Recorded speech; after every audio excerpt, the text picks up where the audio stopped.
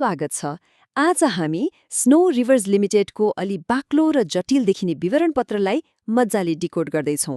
यो सम्पूर्ण विश्लेषण विशेष गरी कम्पनीको परिचय, यसको वर्तमान सञ्चालन अवस्था र भविष्यको वित्तीय सम्भावनामा केन्द्रित रहनेछ।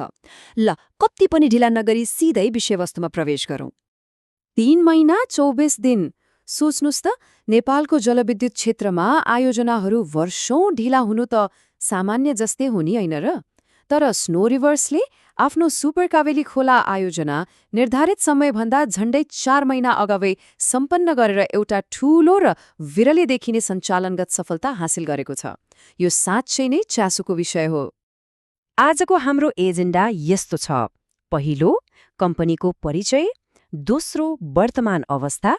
तेस्रो, वित्तीय स्थिति र भविष्य। चौथो, जोखिम र रेटिङ। र पाँचौं, शेयर निष्कासन विवरण। सुरु गरौं पहिलो खण्डबाट, कम्पनीको परिचय र आधारभूत जानकारी।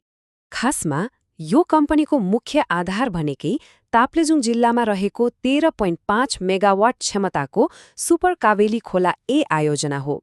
यो रन अफ रिभर अर्थात् नदी प्रवाही मोडलमा बनेको छ।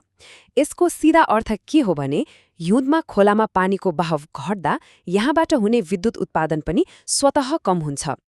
अब लागौं दोस्रो खण्डतिर, वर्तमान अवस्था र सञ्चालन सफलता। पैसाको कुरा गरौँ है त।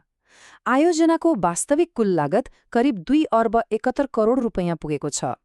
निर्माण अवधिको ब्याज समेत जोडेर हेर्दा प्रति मेगावाट लागत 20 करोड 14 लाख रुपैयाँ पर्न आउँछ।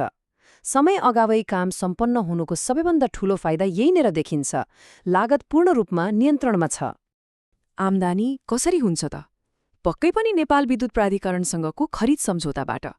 सुक्खायाममा पानी कम हुने हुँदा प्रति युनिट 8 रुपैयाँ 40 पैसाको उच्च दर तोकिएको छ भने वर्षायाममा 4 रुपैयाँ 80 पैसा। अर्को गज्जबको कुरा, व्यापारिक उत्पादन सुरु भएको 1 वर्षपछि लगातार 8 वर्षसम्म वार्षिक 3% मूल्य वृद्धि हुने सम्झौतामा उल्लेख छ। अब जाउँ तेस्रो खण्डमा, वित्तीय स्थिति र भविष्यको प्रतिफल प्रक्षेपण। लगानी कहिले उठ्छ भने भेरेको चासो हुन सक्छ। साधारण हिसाबले हेर्दा लगानी फिर्ता हुन 8 वर्ष अलिकति बढी लाग्ने देखिन्छ। तर भविष्यको मुद्रास्फीति र पैसाको मूल्यलाई हिसाब गर्दा डिस्काउन्टेड पेब्याक पिरियड करिब 15 वर्ष 8 महिना निस्कन्छ। सुखद पक्ष के हो भने लगानी उठिसकेपछि पनि सरकारलाई आयोजना बुझाउनु अघि अझै 31 वर्षभन्दा बढी समय कम्पनीले आम्दानी गरिरहनेछ। प्रारम्भिक उत्पादन त सुरु भइसक्यो, त्यसैले आम्दानीको ग्राफ उकालो लाग्ने नै प्रक्षेपण छ। प्रति शेयर आम्दानी आर्थिक वर्ष 2081-82 को 4 रुपैयाँ 98 पैसाबाट बढेर 2084-85 सम्ममा 11 रुपैयाँ 65 पैसा पुग्ने अनुमान गरिएको छ। यही समयमा नेटवर्थ पनि 105बाट बढेर 128 रुपैयाँ पार गर्नेछ। यसले भविष्यमा राम्रो लाभांशको सम्भावनालाई बलियो बनाउँछ। अब पालो चौथो खण्डको, जोखिम र रेटिङको वस्तुगत मूल्याङ्कन। इक्रा नेपालले यस कम्पनीलाई BB+ रेटिङ दिएको छ। यसको सरल अर्थ हो, कम्पनीले समयमै आफ्नो वित्तीय दायित्व पूरा गर्ने कुरामा जोखिम एकदमै उच्च पनि छैन र शून्य पनि छैन। यो मध्यम स्तरमा छ। अझ चाखलाग्दो कुरा त के छ भने यो रेटिङ भर्खरै मात्र अपग्रेड भएको हो र अक्टोबर 2026 सम्म मान्य रहनेछ। यहाँनेर एउटा कुरा प्रष्ट हुनुपर्छ।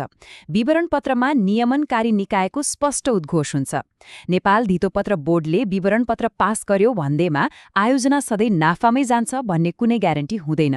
यो एउटा कानूनी प्रक्रिया मात्र हो। त्यसैले कुनै पनि लगानी अघि यस्ता जोखिमहरू बुझ्न एकदमै जरुरी हुन्छ। र अन्त्यमा पाँचौं खण्ड, शेयर निष्कासन र आइपिओको संरचना।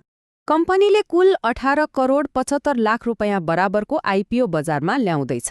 यो सबै निष्कासनको प्रक्रिया सकिएपछि कम्पनीको कुल चुक्ता पुँजी 93 करोड 75 लाख रुपैयाँ पुग्नेछ। अब हेरौँ यो नयाँ जारी हुने 18,75,000 किता शेयर कसरी बाँडफाँड हुँदैछ त।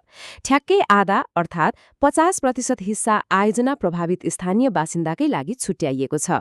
बाँकी 41.5% सर्वसाधारणलाई, 5% वैदेशिक रोजगारीमा रहेका नेपालीलाई, 2.5% म्युचुअल फन्डलाई र 1% कर्मचारीलाई वितरण गरिनेछ। यो सम्पूर्ण निष्कासन प्रक्रियालाई व्यवस्थापन गर्ने जिम्मा सानिमा क्यापिटलले पाएको छ। साथै बजारमा कुनै कारणवश शेयर पूरा बिक्री नभएमा ती सबै शेयर आफैले सकार्ने गरी सिद्धार्थ क्यापिटल अन्डरराइटर अर्थात् प्रत्याभूतिकर्ताको रूपमा बसेको छ।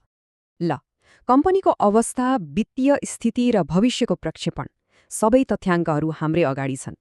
तर अन्त्यमा एउटा निकै महत्त्वपूर्ण प्रश्न बाँकी नै रहन्छ। जलविद्युत क्षेत्रका प्राकृतिक र नीतिगत दीर्घकालीन जोखिमहरूको तुलनामा कम्पनीले समय अगावै उत्पादन सुरु गरेर पाएको यो प्रारम्भिक सफलतालाई कसरी तौल्ने? यही प्रश्नको उत्तरभित्र नै लगानीको वास्तविक निष्कर्ष लुकेको छ। आजको विश्लेषण यही समाप्त हुन्छ।